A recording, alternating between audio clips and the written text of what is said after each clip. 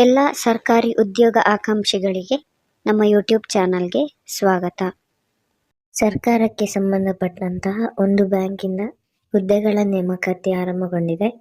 ಹುದ್ದೆಗಳ ವಿವರ ನೋಡೋದಾದರೆ ಸಂಸ್ಥೆಯ ಹೆಸರು ಬ್ಯಾಂಕ್ ಆಫ್ ಬರೋಡಾ. ಹುದ್ದೆಗಳ ಸಂಖ್ಯೆ 627. ಉದ್ಯೋಗ ಸ್ಥಳ ಅಖಿಲ ಭಾರತ.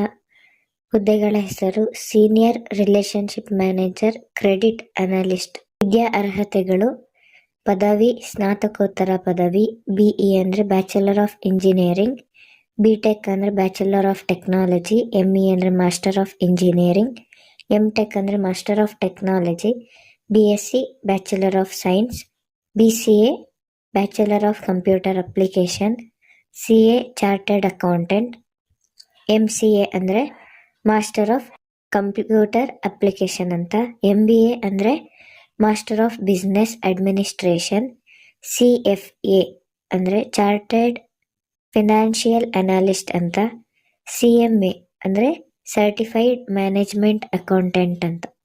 ಈ ವಿದ್ಯಾರ್ಹತೆಗಳಿರೋರು ಅಪ್ಲೈ ಮಾಡ್ಬೋದು. ವೇತನ ಶ್ರೇಣಿ ನೋಡೋದಾದ್ರೆ 4 ಲಕ್ಷದಿಂದ 55 ಲಕ್ಷ ತನಕ ಅಂತ ಹೇಳಿ ಕೊಟ್ಟಿದ್ರು. ಆದ್ರೆ ಅಷ್ಟೆಲ್ಲ ಇರಕ್ಕೆ ಸಾಧ್ಯ ಇಲ್ಲ, ಅದು ವರ್ಷಕ್ಕಾದ್ರೂ ಇರ್ಬೋದು. ಸಲಿ PDF ಅನ್ನ ನೋಡಿ. ಅರ್ಹತಾ ಮಾನದಂಡಗಳ ಬಗ್ಗೆ ನೋಡೋದಾದ್ರೆ ವಯಸ್ಸಿನ ಮಿತಿ ಕನಿಷ್ಠ ವಯಸ್ಸು 21, ಗರಿಷ್ಠ ವಯಸ್ಸು 50. ಅದು ಒಂದೊಂದು ಹುದ್ದೆಗೆ ಒಂದೊಂದು ಥರ ಏಜ್ ಲಿಮಿಟ್ ಬರುತ್ತೆ. PDF ಅಲ್ಲಿ ನೋಡಿ. ವಯೋಮಿತಿ ಸಡಿಲಿಕೆ ನೋಡೋದಾದ್ರೆ OBC NCL ಕ್ಯಾಟಗರಿಗೆ 3 ವರ್ಷ. NCL ಸರ್ಟಿಫಿಕೇಟ್ ಯಾರಿಗೆ ಸಿಕ್ಕುತ್ತೆ ಅಂದರೆ ಆ ಅಭ್ಯರ್ಥಿಗಳ ತಂದೆ ತಾಯಿಯ ವಾರ್ಷಿಕ ಆದಾಯ 3 ವರ್ಷದ್ದು ಲೆಕ್ಕ ಮಾಡಿದಾಗ 8 ಲಕ್ಷಕ್ಕಿಂತ ಕಡಿಮೆ ಇದ್ರೆ ಅವ್ರಿಗೆ ಮಾತ್ರ OBC NCL ಸರ್ಟಿಫಿಕೇಟ್ ಸಿಗುತ್ತೆ. SC ST ಕ್ಯಾಟಗರಿಗೆ 5 ವರ್ಷ. ಅಂಗವಿಕಲ ಅಭ್ಯರ್ಥಿಗಳಿಗೆ ಅದರಲ್ಲಿ ಸಾಮಾನ್ಯ ಮತ್ತು EWS ವರ್ಗದವರಿಗೆ 10 ವರ್ಷ. ಅಂಗವಿಕಲ ಅಭ್ಯರ್ಥಿಯಲ್ಲಿ OBC ವರ್ಗದವರಿಗೆ 13 ವರ್ಷ. ಅಂಗವಿಕಲ ಅಭ್ಯರ್ಥಿಗಳಲ್ಲಿ SC ST ಅಭ್ಯರ್ಥಿಗಳಿಗೆ 15 ವರ್ಷ.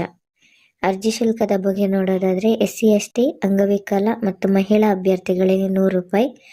ಸಾಮಾನ್ಯ OBC EWS ಅಂದರೆ ಎಕಾನಾಮಿಕಲಿ ವೀಕರ್ ಸೆಕ್ಷನ್ ಅಂತಾರೆ, ಆ ಅಭ್ಯರ್ಥಿಗಳಿಗೆ 600 ರೂಪಾಯಿ ಇರುತ್ತೆ. ಆಯ್ಕೆ ಪ್ರಕ್ರಿಯೆ ನೋಡೋದಾದ್ರೆ ಆನ್ಲೈನ್ನಲ್ಲಿ ಪರೀಕ್ಷೆ, ಗುಂಪು ಚರ್ಚೆ ಹಾಗೆ ಸಂದರ್ಶನದ ಮೂಲಕ ಆಯ್ಕೆ ಮಾಡಲಾಗುತ್ತೆ. ಪ್ರಮುಖ ದಿನಾಂಕಗಳ ಬಗ್ಗೆ ನೋಡೋದಾದ್ರೆ ಆನ್ಲೈನ್ನಲ್ಲಿ ಅರ್ಜಿ ಸಲ್ಲಿಸಲು ಪ್ರಾರಂಭದ ದಿನಾಂಕ 12 ಜೂನ್ 2024.